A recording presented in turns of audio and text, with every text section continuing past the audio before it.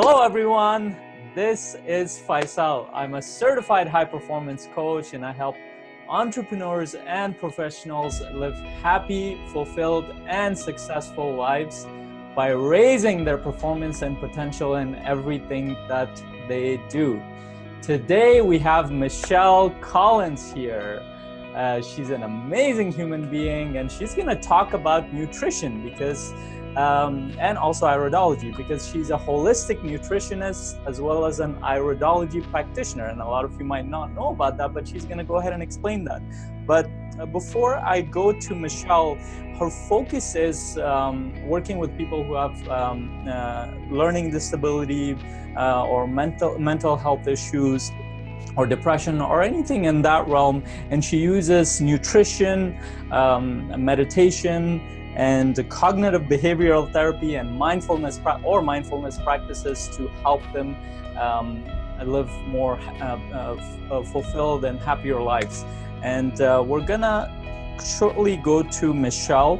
And before I continue with the interview, I just wanted to mention, because I didn't mention that in the last interview, sometimes I look down, but a lot of times I'm looking at my notes or I'm writing notes. So hopefully you guys know that. And I'm going to go over to Michelle Collins, who's going to introduce herself. And she's going to tell us about why she got started as a holistic nutritionist and iridology practitioner, because I know that she has a cool story about that. What does a holistic nutritionist do and an iridology practitioner, so our viewers can know what exactly they're listening to. All right, go ahead, Michelle. Hello, thank you for having me. I'm very honored. So I am a holistic nutritionist and an iridology practitioner. I work at a clinic called Birch Health Studios in Baltimore, Ontario. So what I do is I use iridology, which for people who don't know, it's iris analysis. So I have a micro lens camera that I'm able to take pictures of the left and the right eye. And through that, I'm able to see different imbalances and basically just to get an overview about what's going on in the body, so that I then apply the nutrition to be able to help people with whatever it is that they are coming to me with concerns about. So my health journey has started when I was fairly young. I was always interested in nutrition. I was an athlete since I could walk.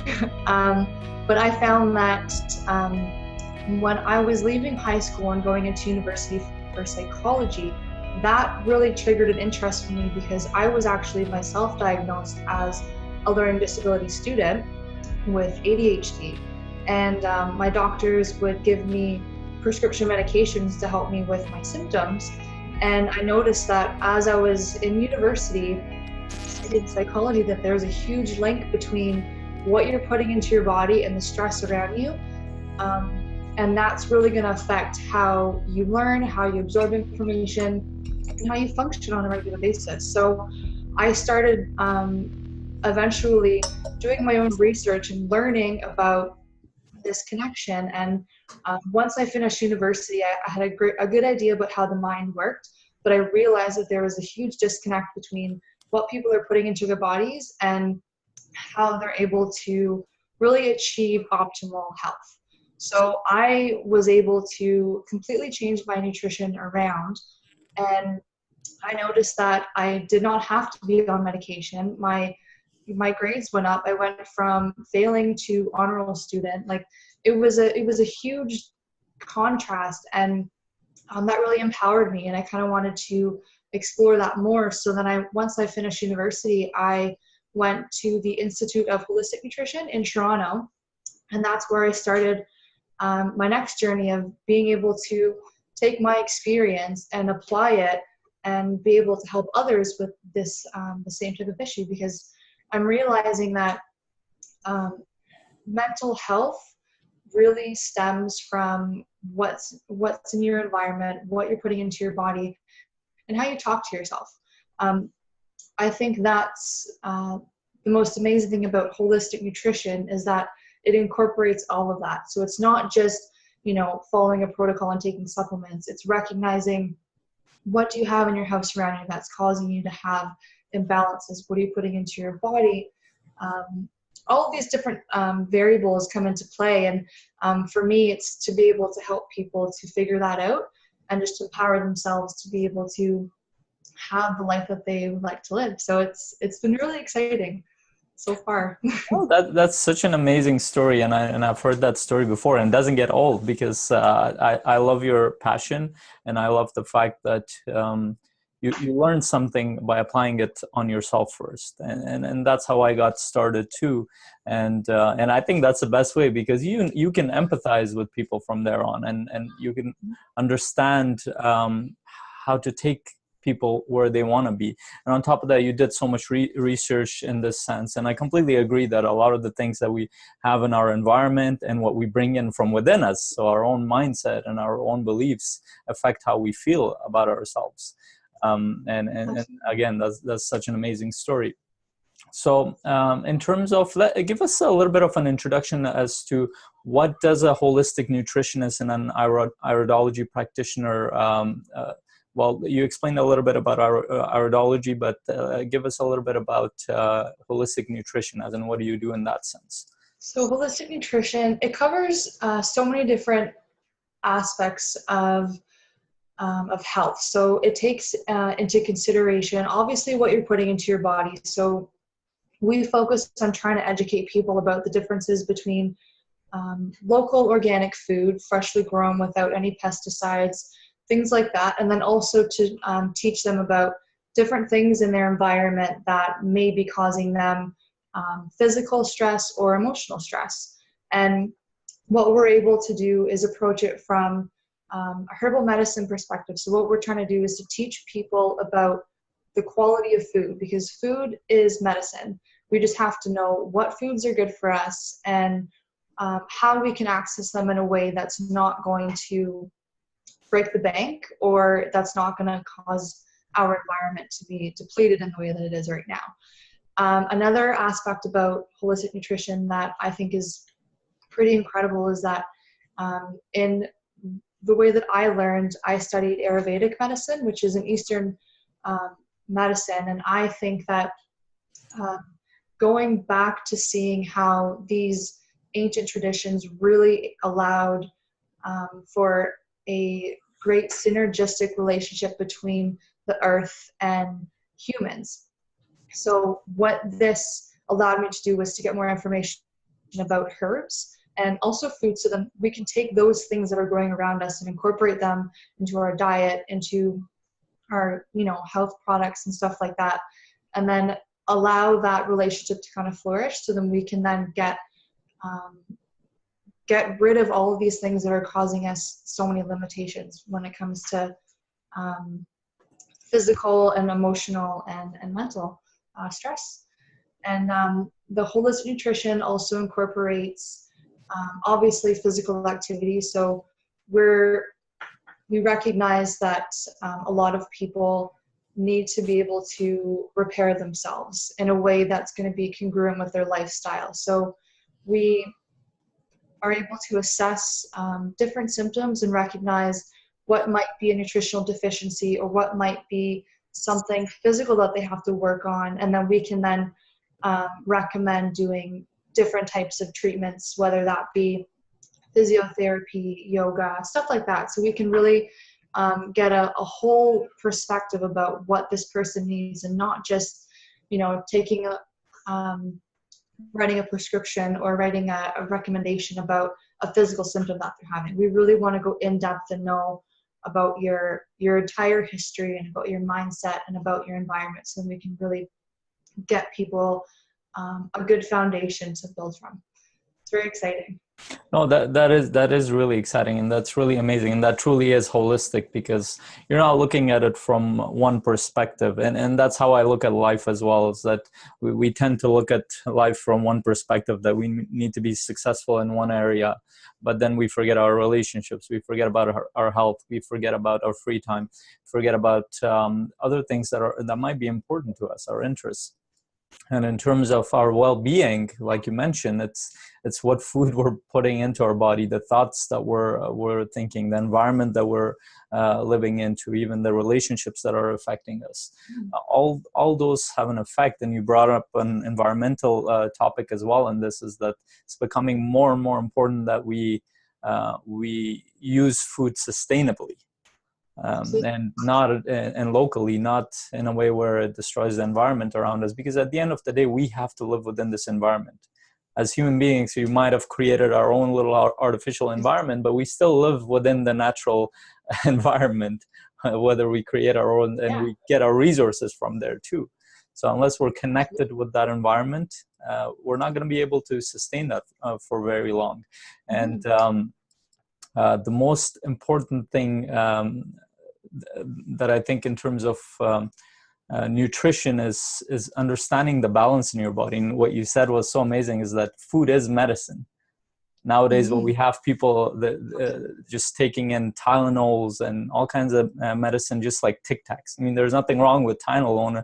Tylenol, it was designed for a reason, but to take it like Tic Tacs every now and then, and people have them with them all the time, just to take it because they're getting headaches or migraines, but they never really go into the cause of the migraine or the headache or anything else they're taking it for.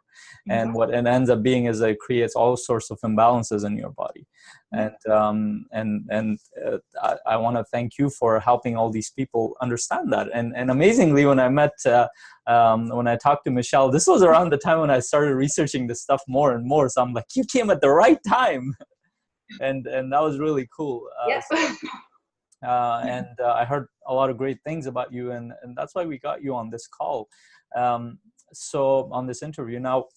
I wanted to ask, in terms of a nutritionist and an iridology practitioner, what are your top 3 things that people should do in terms of their health, and top 3 things they should stop doing immediately in terms of their health to live a more balanced lifestyle?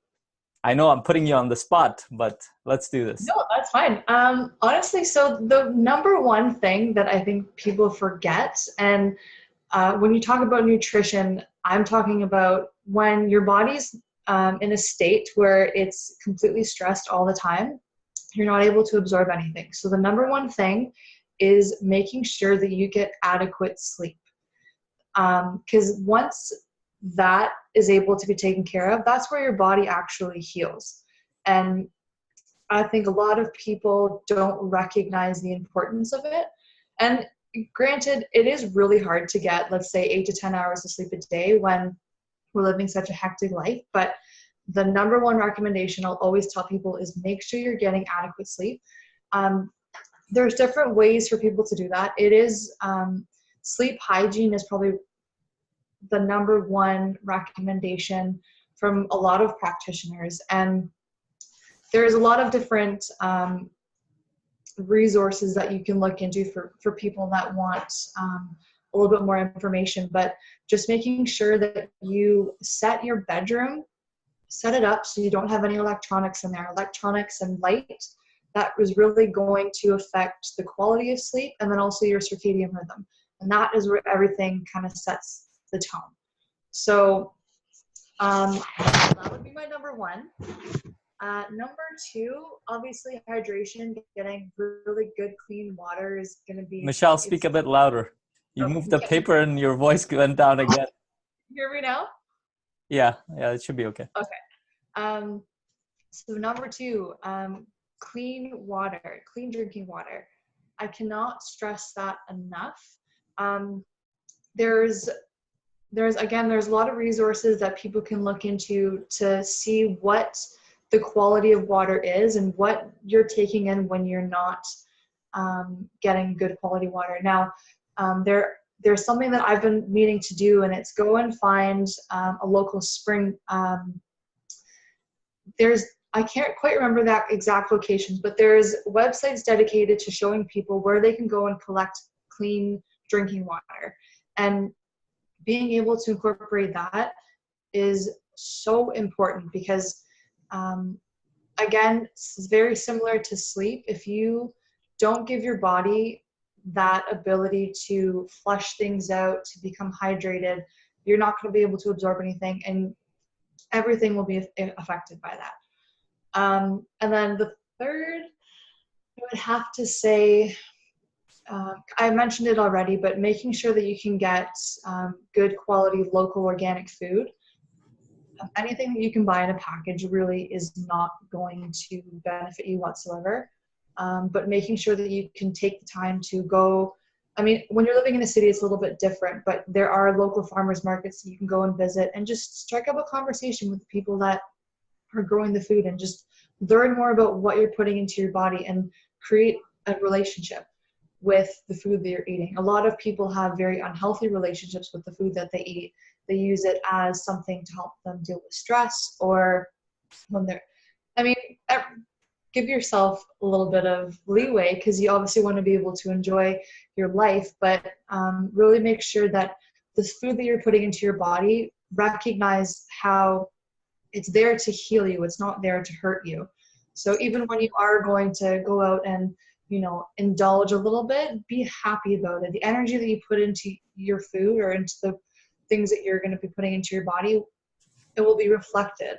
So I think that's something that I really want to drive home for people, and start to question the foods that you're eating too. So if you find that you do have a lot of packaged food and you don't really have a lot of time to go into these farmers markets, start to question about in there. And again, there's a lot of great resources to be able to help people figure out what these big long names are in their ingredient list, and to show what they can actually do or cause in the body. I think the environmentalworkinggroup.org is a great resource to show people, to connect them. Yeah, so I'd say that those are probably my three pillars. So sleep, clean drinking water, and making sure that you have a healthy relationship with food. So clean, organic, local food is always the best option. No, those are such amazing points that you made, and I actually learned some things too with that. And I wanted to mention something about sleep, and that's something that I tackle as a coach as well, because most people are sleep deprived, and in terms of water, most people are dehydrated. They don't really drink enough water. Not to mention, forget about the quality. They don't even drink water to begin with. But I wanted to give the viewers some tips on how to get more sleep. So the recommendations generally is 7 to 9 hours of sleep that you'll find across the board. And that's a good amount of sleep if you can get quality sleep and you're sleeping properly and you don't wake up multiple times. And let's say you're not getting that much sleep. Once in a while, I don't get that much sleep either. I get probably 6 hours sometimes. And then what I do is throughout the day, I substitute naps or meditation with that. Yes, that was one thing that I really wanted to mention as well, is meditation. Meditation and mindfulness practice. You can kind of integrate that with sleep. Yes. So I think when it comes to sleep, the best thing to do is wake up with the sun and go to bed with the sun. So when the sun rises, easier said than done, but get outside, get some sun on your face, sun on your skin. That will automatically set your circadian rhythm and get you into that flow. And you'll notice when you start to get into that regular routine, people end up getting very sleepy around, especially in Canada in the wintertime, around 8 o'clock, 9 o'clock. They're like, all right, it's time for bed. So really being able to get the sun on your face is an important factor, but also exerting your body throughout the day. So moving your body, getting your blood flowing, using your body in a way that you're not just sitting at a desk and reading books and stuff like that. Reading books is great, but you want to make sure that you're getting your blood flowing and using your body, because when you use your body, you're also going to be exerting yourself. So by the end of the day, your body is going to be ready to shut down and reboot. No, that's a great point you brought up, and that's why I like working out at night too. Because by the time I'm done working out, when I come home, I just hit the bed and I'm done. Yeah. I Hmm. go to sleep really fast, and those are the nights actually you get really good sleeps. Hmm. And in terms of organic and local food, now a lot of people don't realize the importance of it. I mean, I've been eating organics for the past 6, 7 years now, mostly whatever I can find at least. There used to be very little, but now the organic market is growing quite a bit thanks to all the people who have been supporting it. Now I'm going more and more into local. I actually contacted a local, I found a local farm which was an hour or a couple hours from me in Ontario. And I contacted the farmer, very great guy, and he was very helpful in terms of his products and giving me all the information that I need, and not have long names that I can't understand on their labels. It's just whatever is the product, that's what it is. And that's the thing. Hmm. Become more conscious of what you put into your body. So all those packaged foods that you get when you go to the supermarket, a lot of them have preservatives in them. A lot of them have things that you don't want to put into your body because it creates all kinds of imbalances that you don't detect right away. But what happens is they have cumulative effects over a long period of time. And that's something that these food companies, they make sure they count on that, because you don't realize the effect of it right away. Yeah. Um, and it's not difficult to go to farmers market or find a farm. I mean, especially if you're living in Ontario, Toronto region, there are so many farms around us. Like most of Ontario around us is farms. Yeah. And yeah, and take advantage of that. Support the local farmers. Not only will that help the local farmers, it'll give you better food, it'll help you heal, but also it'll help the environment as well.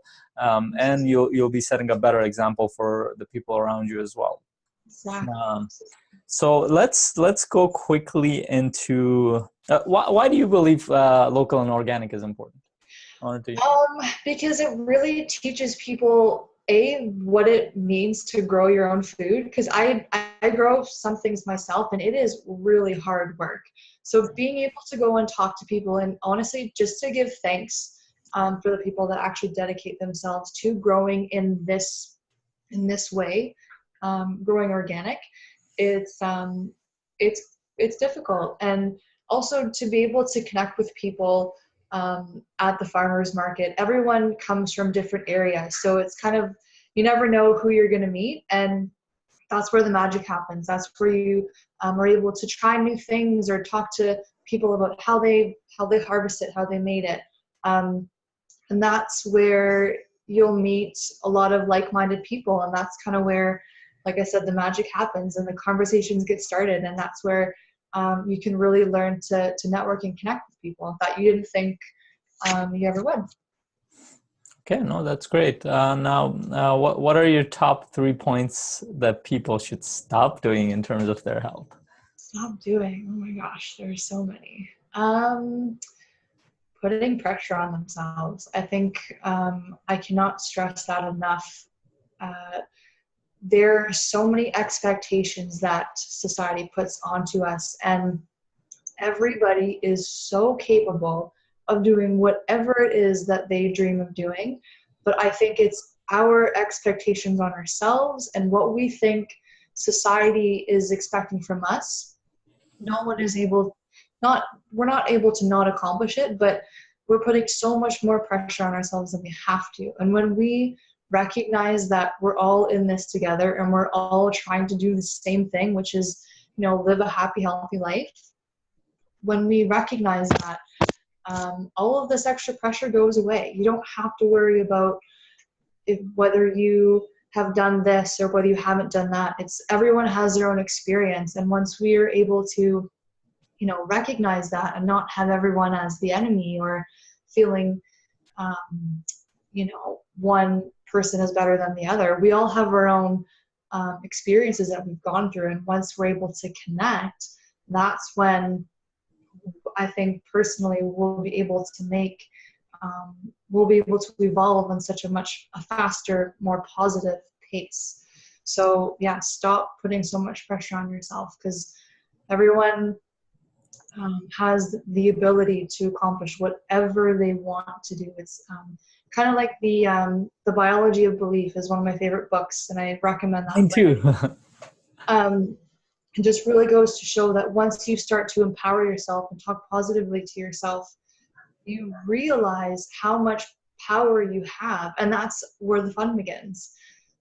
Easier said than done, so that's where mindfulness practice really comes into play, and doing positive mantras.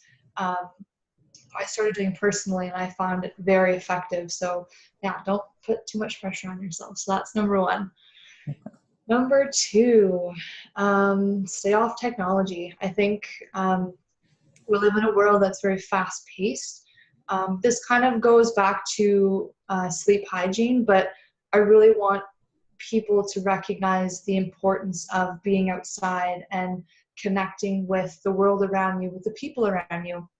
Whenever you go into a restaurant, or even at the dinner table, sometimes everyone has their phone and everyone's there, but they're not actually there. So I think that's one thing that I would love people to at least reduce, is the amount of technology that they're surrounded by. And another thing that we can talk about in the future is electromagnetic frequencies. So there is frequencies that that are given off by this technology that is affecting us. We're surrounded by Wi-Fi, we're surrounded by Bluetooth all the time. On an energetic level, it is really throwing off our balance. So that's something that I would really like people to look into. Okay. So number three, this is difficult. Putting you on the spot. Okay, this is a bit of a trick one, but I would recommend people to don't put anything into your body that you haven't, that you don't know. So if you're going to go and purchase, or anything on your skin either, I should mention. So if you're going to go to the grocery store and you're going to have something, and you look into the ingredient list and you see something that you don't know or you don't recognize, look it up before you put it into your body. And that way you're empowering yourself and you're learning more about the stuff that you're putting into your body. But I'm also trying to trigger this passion that I have for putting companies on the spot and saying, what is this ingredient that you're putting into my food? Why is it in, you know, my yoga mat? Like there's certain products that, or certain ingredients or chemicals that do not need to be in food. And ideally you're voting with your money. So whatever the general public want, the companies will try to provide. But the more educated we become as a collective, the higher the standards that we will have for the stuff that we're putting onto our skin and stuff that we're putting onto our body. So to not ingest anything that you do not know. And easier said than done, but I would recommend people to go to the environmentalworkinggroup.org, and that'll give you a lot of information about different products and basically how to empower yourself with that. No, those are really amazing points, and you forgot to mention that you were a motivational speaker as well. Sometimes I try. No, that was really good. That was really you really touched on some of the most important things that people need to start paying attention. One of the biggest thing is stress. It's like anybody you talk to, they're stressed, and people don't even know what that means, but they are on edge all the time. And as I want to bring up Bruce Lipton's analogy on this, and he gives a great analogy. And what we have to recognize in terms of stress is that stress essentially is fear. Yes. When you're stressed, you're afraid of something. It might not be physical in our environment, but it's mental and emotional. And Bruce Lipton from Biology of Belief, I don't know if he wrote it in that book, but I've listened to a lot of his lectures, so it might have been somewhere there. So what he says is that, let's say if you were living in a natural environment, in a forest, once in a while you would be exposed to a tiger or a bigger predator, And in that moment, your body creates a response. We call it the fight or flight mechanism. And at that moment, your body tenses up. All the energy from your gut area goes into your muscles. And then at that time, you get ready to either fight or you run away or you do something else. But your body gets ready to protect itself. Now, if you pay attention to a lot of people, and I get a lot of my clients to think about this, do you, when you're exposed to certain things, do you feel like your muscles are tensing up? Do you feel like your body tenses up often throughout the day? Do you feel like your physiology changes dramatically when you're exposed to certain situations? And what happens is that multiple times a day we're exposed to this. Now, if you look at it from a natural perspective, you might be exposed, if you were living in a forest, maybe once in a year you would be exposed to a tiger or something like that. But here, consistently, multiple times a day. And what makes it worse is that most of the energy that goes into our muscles in that kind of state, it comes from our immune system. Exactly. And when we think about that, we can really figure out, why are people always sick? Why are people always not feeling good in terms of their energy? Because they're all draining themselves constantly. Exactly. They're drained by their responses. Absolutely. And another great, I love that you brought this up. I'm so happy, because the fight and flight response also is definitely, it's going to affect how you assimilate and break down food and nutrients. And when you're in this, fight or flight mode, your digestion shuts down. So everything that you've just taken in, your donuts and your coffee to help, deal with this stress, none of that is going to be broken down. And that is where you find people get extremely nutrient deficient, because their bodies are functioning on such a high level, but they're not able to absorb anything from their diet. So even if they do eat relatively healthy, you still have to control how you're feeling when you're taking in food. I think that the best way with that is to create a ceremony. So when you're having your breakfast, lunch, or dinner, shut off your phone for, give yourself 15 minutes, 20 minutes if you can, and literally do a couple of deep breaths. Deep belly breathing is a great relaxation technique, and focus on what you're doing. It's like I said before, the energy that you put into your food, you put into your body. So when you're not paying attention to the stuff that you're doing, or you're just constantly strung out, you're not really connecting with anything. You're just kind of reacting. And everything that you're trying to do for yourself really isn't going to benefit you unless you calm yourself down and bring yourself back down to level 1. No, that's such an amazing point. Sorry, did I cut you off? Oh, no, I was just going to say, but people nowadays, I'm guilty of it myself, is people think that being high stress is good. It's a good thing. It's, oh yeah, I'm motivated. I'm doing this. This is great. But there is good stress and bad stress, but your body is not able to recognize the difference between the two. It's the same chemical reaction that's happening. So even if you're having a lot of good stress in your life, still take some time to really calm yourself down. And I think the best time to do that is when you're having your meal. So that's your you time. No, that's such an amazing point. And like you said, people use stress as a motivation. It might work out in the short term, but you're conditioning your body to be under stress to begin with. Mm-hmm. And when you do that, you're automatically responding to stimuli in a stressful manner.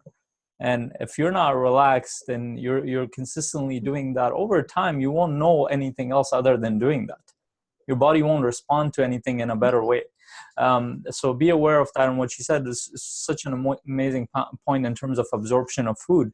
Now, you can put in anything in your body, but if you are not in the right state of mind and heart, then your body might not absorb it.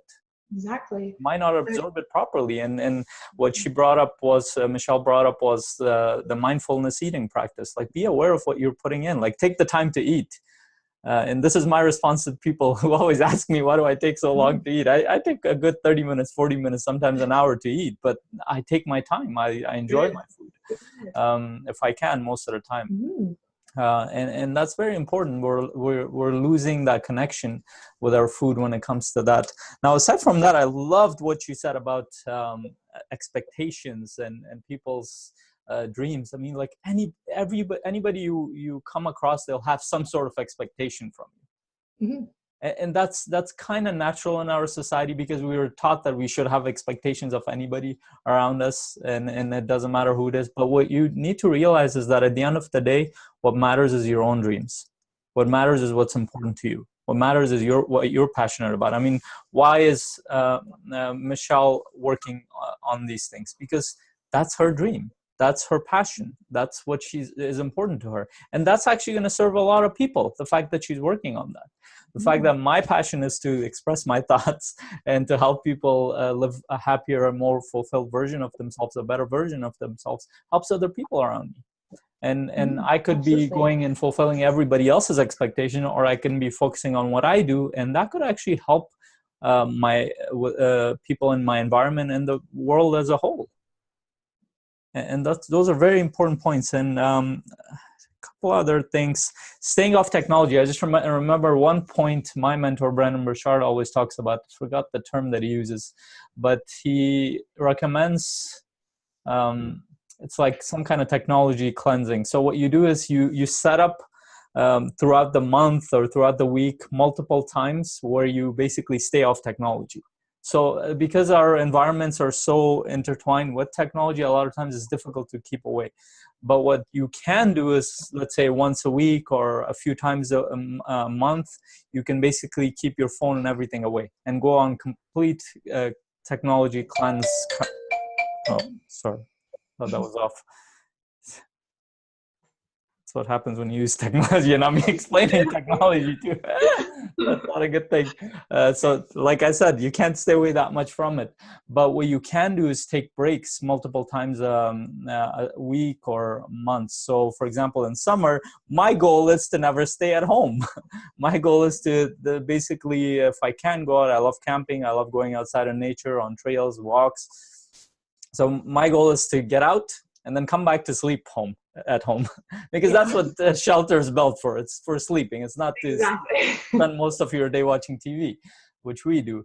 But the point here is that you need to give yourself a break, because we still don't know what the long-term effects of electromagnetic frequencies are on our body, on our mind, on our systems. I mean, we live within it. It's fine. We have to deal with it. But we need to, until we understand this fully, we need to minimize its effects on us. And Absolutely. taking breaks is a good place to start. And I love what you said. Don't put anything into your body that you don't understand, whether it's dextro glucose, wwhatever, or I don't know. Even they can't just say sugar. They don't even put sugar anymore. It's maltodextrin or something. All a bunch of tricks, just a to bunch of tricks. People off. So it's like when you go to the package, you're thinking like, am I buying medicine or the medicine, pharmaceutical medicine, or food? And it's like the companies assume that we're pharmacists. It's like, yeah, and unless you research these things, you won't know what you're putting into your body. And I have these conversations a lot of times with my friends and family, and I get them to read the package sometimes. I'm like, can you read that? Do you know what that is? They have no idea. And a lot of times I don't even have an idea. I'm like, let's go research it.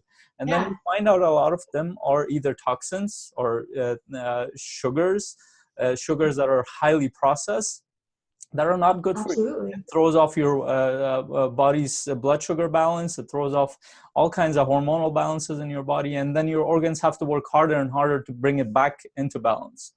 For sure. And then they even talk about, from my perspective, those chemicals, they're neurotoxins. And when it comes to mental health, those types of foods will prevent someone from being able to function on the level that they're completely capable of.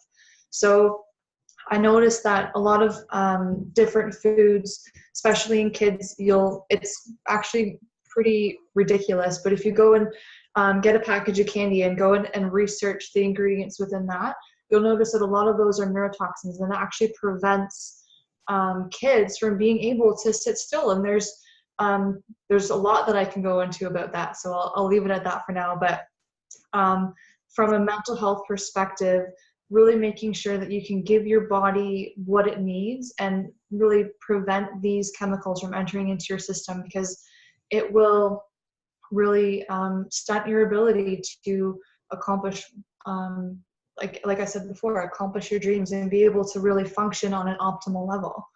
And people, I think, get really discouraged, and that was my experience, where I was ingesting all of these chemicals and I didn't know that they were bad, but it was really preventing me from being able to function at the level that I was capable of. And you kind of think, well, what's wrong with me? Why can't I do this? I automatically, I was labeled, and that wasn't fair, because I wasn't given the opportunity to learn about the products that I was putting into my body. And I really had to do some personal research, which is amazing. But for, you know, a little 10-year-old girl or boy that's having these same symptoms, all they do is they slap a label on it and give them a prescription, and it's not right from my perspective. So but it's pretty fascinating to see the difference from being in that state to being able to go through a healing process and to see the difference from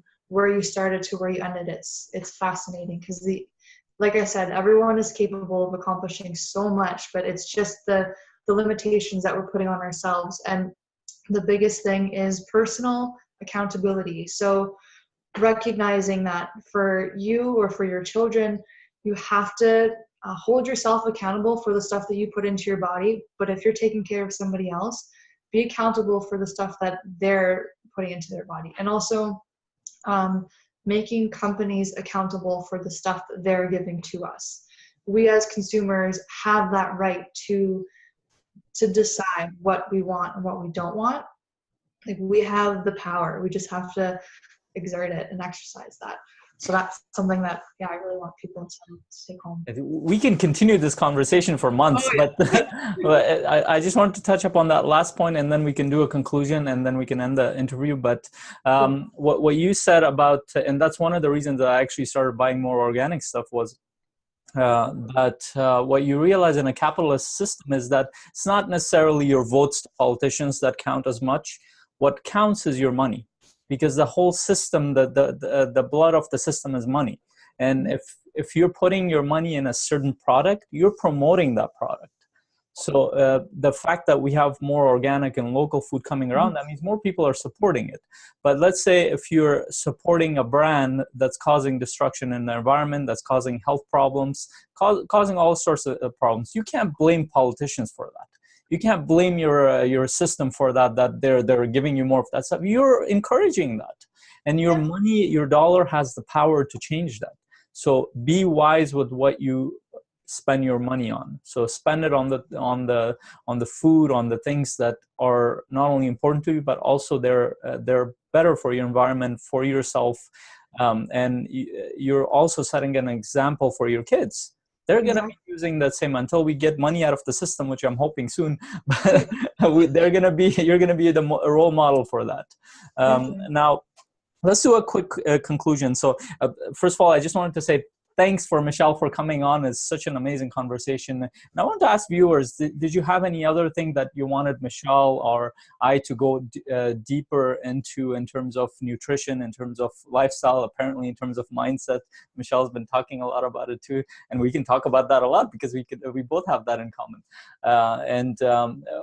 That you want us to talk about, any questions that you have in terms of nutrition, any questions you have in terms of iridology, because that's such a new topic for a lot of people.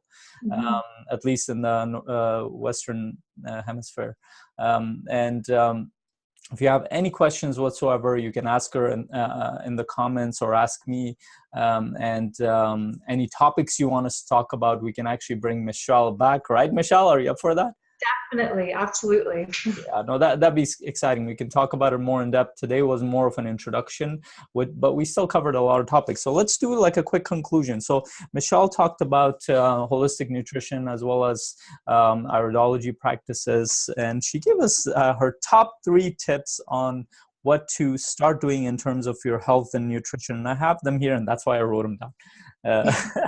The first one was getting adequate sleep. The second one was finding clean drinking water, which is amazing because I've been thinking about that since last year. You reminded me of that. And there are actually quite a few areas here that offer spring water. And there are actually some companies in Ontario that are actually doing that for people.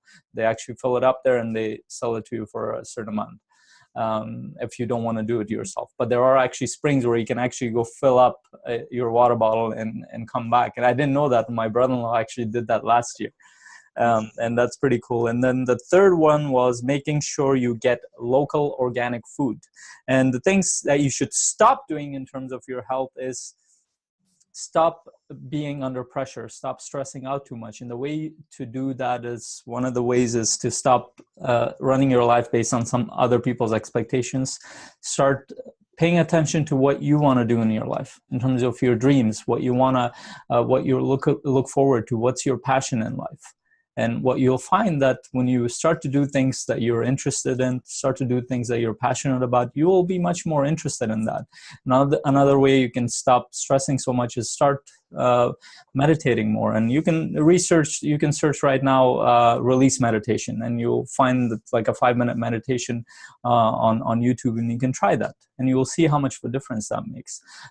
Start exercising more, start taking care of yourself, start putting proper stuff in your body, and stay off of technology or minimize technology as much as you can. And I had that incident too here.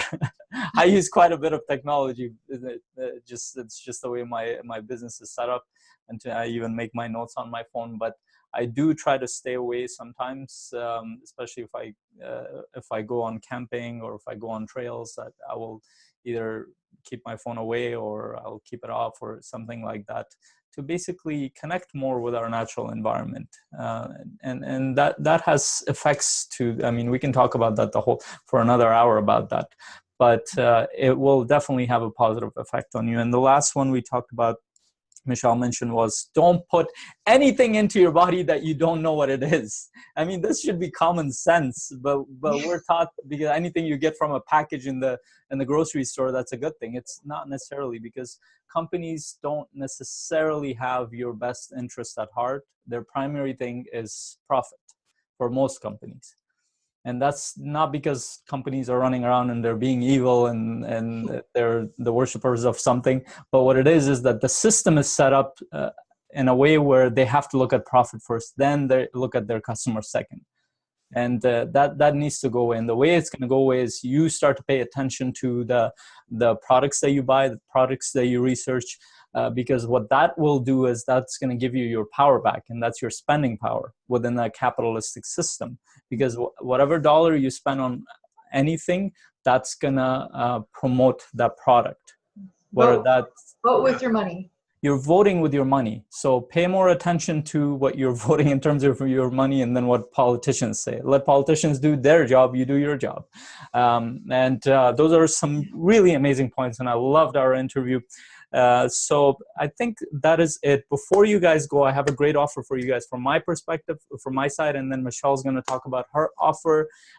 So for anybody who's interested in raising their level of clarity in life about who they are, how they want to be in their relationship, what their success looks like in life. If you're interested in raising your level of energy, mental, physical, and emotional, if you're interested in raising your level of productivity, dealing with fears and challenges in your life in a better way, if you're interested in raising your level of persuasion and influence within your environment, being better in your relationships and your connections with people, then what you can do is you can go on the link below, which is going to be faisalinsan.com/p/coaching. I'm going to put that in the info section below. And you can fill out a questionnaire that will qualify you for a free 90-minute free strategy session with me. But you have to fill out the questionnaire because I have to know how I can help you and if you're actually interested in the process. And that questionnaire is going to actually help you think through your life in a better way. So go ahead and do that. And Michelle is going to talk about her offer, and she's going to talk about her website that you can go on and get information about Michelle. Go ahead, Michelle. Okay, so I have my own personal website, which is holisticinc.ca, so holisticinc.ca. So that will give you an idea about what it is that I do in my practice. So I incorporate the holistic nutrition with the iridology, and then some education and mindfulness practice. With the offer that I would like to lend to you guys is 10% off of my initial intake. So what that will incorporate is 2 sessions. And with that, I'll be able to get pictures of your left and your right iris and do an analysis, and incorporate a questionnaire as well, so as to figure out what symptoms you're having and if that might correlate with any deficiencies. And then from there, we'll go through a protocol and kind of get people started on their way. No, that's really amazing, and I'm going to put all that information in the information section underneath this video, whether it's on my YouTube channel or on my blog. You will see it there, and I think that's it. Thank you very much, Michelle, for coming on my channel today and giving us such amazing information. I really enjoyed our interview today, and hopefully we'll get you back here and we can talk about more in-depth stuff. Not that this was in-depth, but thanks again. Thank you so much. Okay, bye guys, take care.